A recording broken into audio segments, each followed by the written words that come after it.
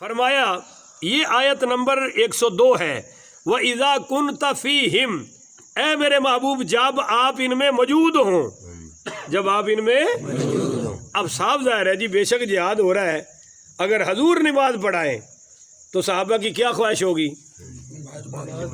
کہ ہم سارے حضور کے پیچھے پڑھے، تو اس کی حالت بیان ہو رہی ہے اذا كنت واذا كنت فيهم، جب آپ ان میں موجود ہو، فاقمت لهم الصلاة، اور قائم کریں آپ ان کے لیے نماز، فلتقم طائفة منهم، تو چاہیے کہ کھڑا ہو جائے ایک گروہ ان میں سے، آپ کے ساتھ کھڑا ہو جائے ایک گروہ، یعنی دو حصے کر لیں، ایک حصہ تو دشمنوں کے لیے آگے کھڑا ہو جائے، انہوں نے چونکہ یہ فیصلہ کیا تھا کہ عصر کی نماز میں ہم حملہ کریں گے، اللہ نے جبریل کو بھیج کر عصر سے پہلے ہی حضور پر یہ وحی نازل فرما دی کہ تم کیا نقصان پہنچاؤ گے، میں اپنے محبوب کو ابھی آگاہ کر رہا ہوں۔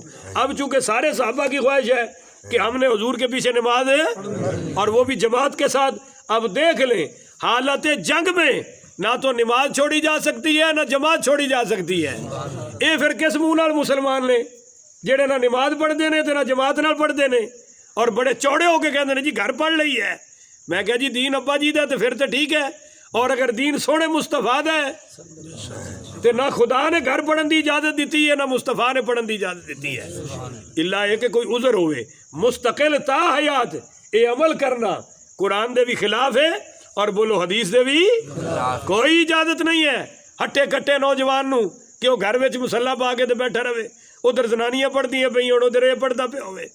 میں اتنے جنہیں ایک دو دکانوں تے جا کے دعوت دیتی ہے کہ میں نماز پڑھ، وہ جی فجر دی پڑھ لینے ہیں، میں کہ کتنے گھر، میں کہ جی یہ تسی چنگا تماشا پڑھے ہے، ایک دے پنجا جو کر ایک لئی ہے اور وہ بھی ماشاءاللہ دکان دے وچ ہی کر لئی ہے، تو اے تے جائز بولو کیوں جائز نہیں کہ اے ویکھو کی ہو رہے ہے حالت جنگ وچ۔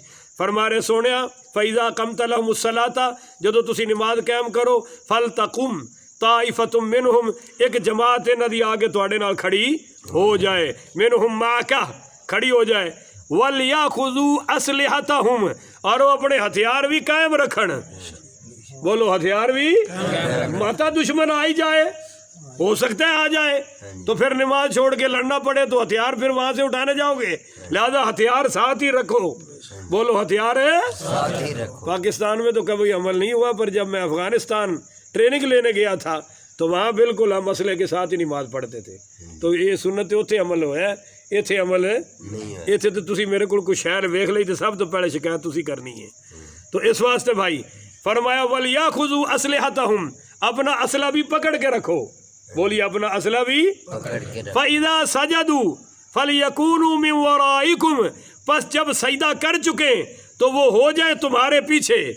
اب سمجھے وَلْتَأْتِ طَائِفَةٌ أُخْرَى، ہاں آ جائے دوسرا گروہ، بولیے آ جائے لم يصلوا فَلْيُصَلُّوا مَعَكَ، ہاں جس نے نماز نہیں پڑھی وہ آ جائے اور اب وہ بھی نماز پوری پڑھے، وَلْيَأْخُذُوا حِذْرَهُمْ وَأَسْلِحَتَهُمْ، اور انہیں اپنے دفاع کے لیے انہیں بھی اپنے ہتھیار ساتھ رکھنے چاہیے۔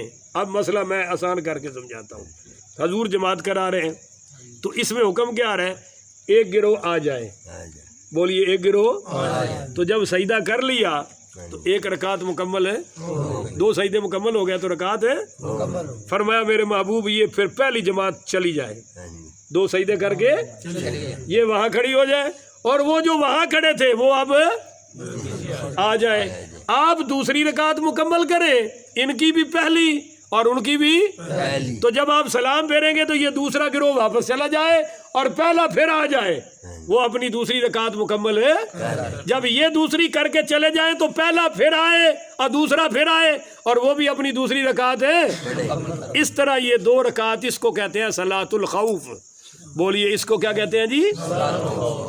اب یہ سوال کیا گیا تھا حضرت عمر سے کہ کیونکہ قرآن کہہ رہا ہے نا وَإِذَا كُنْتَ فِيهِمْ، جب آپ ان میں موجود ہوں، جب آپ ان میں موجود ہیں، تو حضرت عمر نے کہا، حضرت عمر سے پوچھا گیا کہ کیا یہ صلاۃ الخوف حضور کی زندگی کے لیے ہے یا بعد میں بھی ہے؟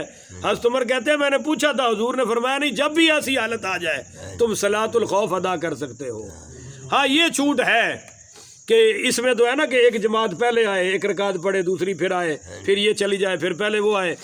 یہ حضور کے ساتھ ہے کیونکہ دونوں کا مقصد تھا کہ ہم نے جماعت کے ساتھ حضور کے ساتھ نماز ہے. اب جب یہ ایک چلا گیا، دوسرا آ کے رکعت پڑھی تو سجدہ صاحب دونوں کو نہیں پڑھا. کہو نا سبحان اللہ. سجدہ صاحب دونوں کو، اور دونوں کی نماز بھی ٹوٹی کیونکہ یہ صلاۃ الخوف ہے. عام نماز میں بولی ایسا ہو سکتا نہیں ہے. تو حضرت عمر نے کہا کہ نہیں بھائی یہ ہمیشہ کے لیے ہے، جب بھی خوف کا مسئلہ ہو تو اس طرح نماز ادا کی جا سکتی ہے. اللہ تعالی ہمیں سمجھنے کی توفیق عطا فرمائے.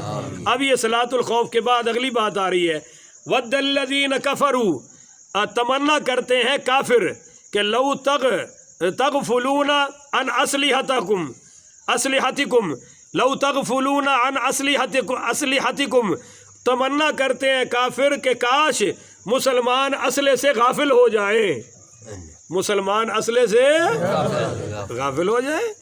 او وَأَمْتِعَتِكُمْ فَيَمِيلُونَ عَلَيْكُمْ مَيْلَةً وَاحِدَةً، اپنے اور وہ کافر اپنے ساز و سامان سے تم پر ٹوٹ پڑے، یکبارگی سے حملہ کر کے تمہیں شکست دے دیں. کافروں کی خواہش ہے کہ اسلحہ ہمارے پاس ہونا چاہیے، مسلمانوں کے پاس نہیں ہونا چاہیے. پر ہمیں یہ سمجھ نہیں آئی کہ جب امریکہ بھی ایٹمی قوت اور ہم بھی ایٹمی قوت، تو پھر اس کی جرت کیسے ہوئی کہ وہ آ کر ہمارے علاقوں میں ڈرون حملے کرتا رہا ہے، اور جہاں چاہا جس کو چاہا ٹارگٹ کیا، نشانہ کیا. تو پتہ چلا کہ کوئی ملک اسلحہ سے بہادر نہیں بنتا. بہادری تو لا الہ الا اللہ سے آتی ہے، بہادری محمد الرسول اللہ سے آتی ہے، اور ہم چونکہ اس سے غافل ہیں لہذا اس ایٹم نے ہمیں کوئی فائدہ پہنچایا. البتہ ہماری اگر کسی سے واقعی بہادری دکھاتے ہیں تو وہ صرف انڈیا ہے، اس کے علاوہ ہم کسی ملک کے آگے کوئی ہماری حیثیت ہے ہی کوئی نہیں. انڈیا کو البتہ برابری دکھاتے ہیں. اب اس میں نہ جانے کیا وجہ ہے. وَلَا جُنَاحَ عَلَيْكُمْ، تم پر کوئی گناہ نہیں ہے، کوئی حرج نہیں ہے. إِنْ كَانَ بِكُمْ أَذًى مِّن مَطَرٍ أَوْ كُنْتُمْ مَرْضَىٰ أَن تَضَعُوا أَسْلِحَتَكُمْ، ہاں تم پر کوئی حرج نہیں ہے اس حالت میں کہ اگر بارش ہو رہی ہے، بولیے بارش ہو رہی ہے. إِنْ كَانَ بِكُمْ أَذًى مِّن مَطَرٍ، بارش سے تمہیں تکلیف ہے، او کنتم مرضی، یا تم مریض ہو، تو ان تدعوا اسلحتکم، تو پھر اسلحہ تم چھوڑ سکتے ہو. بولو پھر تم اسلحہ چھوڑ سکتے ہو. پھر تو بیماری کی حالت میں، بارش کی حالت میں کہاں اسلحہ سنبھالتے پھرو گے، پھر آ جاؤ بغیر اسلحے کے. وَخُذُوا حِذْرَكُمْ، مگر دشمن کی حرکتوں پر نظر رکھو. بولیے دشمن کی حرکتوں پر، ان کی چالوں پر نظر رکھو. اب یہاں آپ کے ہی قریب کا مسئلہ ہے آسیہ مسیح والا. تو یہاں سپریم کورٹ نے، یہاں کے مجسٹریٹ صاحب نے کیس چلا، 2 سال اس کو سزا دی، سپریم کورٹ نے دی، برقرار رکھی ہائی کورٹ نے، اور سپریم کورٹ میں جا کر وہ مسئلہ ہوا. تو وہ قانونی مسئلہ نہیں ہوا. بولیے قانونی مسئلہ، قانونی تو اس کو سزا ہو چکی تھی، کسی مسلمان نے اس کو ایک درہ بھی نہیں مارا، قانون نے سزا دی تھی.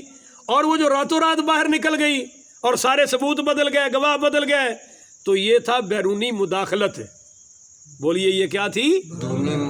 یہ قانون کا مسئلہ تھا ہی نہیں، قانون سے تو سزا ہو چکی تھی. مداخلت کے طور پر اس کو وہاں لے جایا گیا.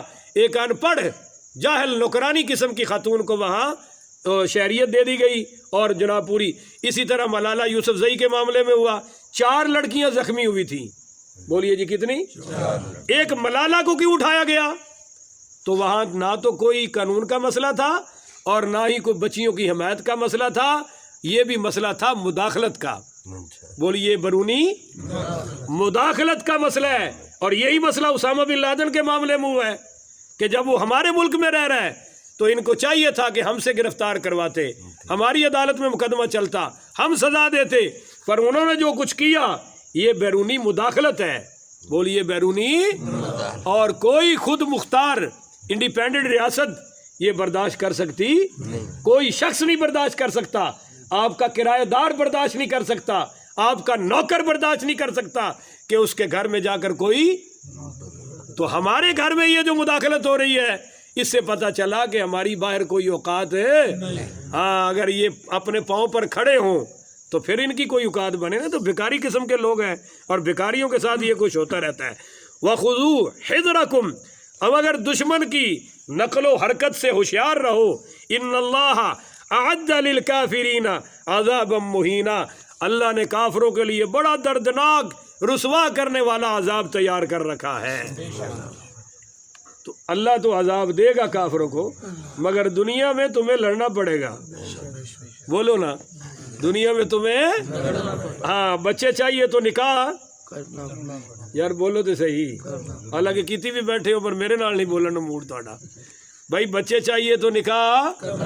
اب کوئی ساری رات تسبیح پھیرے یا اللہ پتر دے دے پتر دے دے پتر دے دے، تو بے وقوف سے کہا جائے گا کہ یہ تسبیحوں والا معاملہ. تسبیح بعد میں، پہلے کسبی، پہلے کسب پورا کر پھر تسبیح کی طرف آ جا. اللہ چلو برکت ڈالے گا، اللہ مدد کرے گا. مگر ایک بندہ نکاح ہی نہیں کرتا، کسی خاتون کے قریب ہی نہیں جاتا، تو وہ بچہ دعاؤں سے مل سکتا؟ اور کچھ صوفی ہے نا جو سارے نظام دعاؤں سے چلاتے ہیں، ان کے لیے کہہ رہا ہوں کہ بھائی ایسی دعائیں کرنا جائز ہے. پہلے روٹی پکاؤ اور پھر اس کو پیٹ میں بولو، پھر دعا کر دو اللہ ہضم کر دے، اللہ میرا معدہ ٹھیک کر دے. ٹھیک ہے نا، پر کھایا ہی نہیں اور ہاضمے کی پھر دعا کیسی؟ تو اللہ کہتا ہے میں کافروں کو کفر کی وجہ سے عذاب دوں گا رسوا کرنے والا، پر دنیا میں تمہیں ان کا مقابلہ کرنا پڑے گا. بولیے دنیا میں تمہیں ان کا مقابلہ. تو یہ مسئلہ حل ہو گیا. اب آئیے تیسرا اور آخری مسئلہ.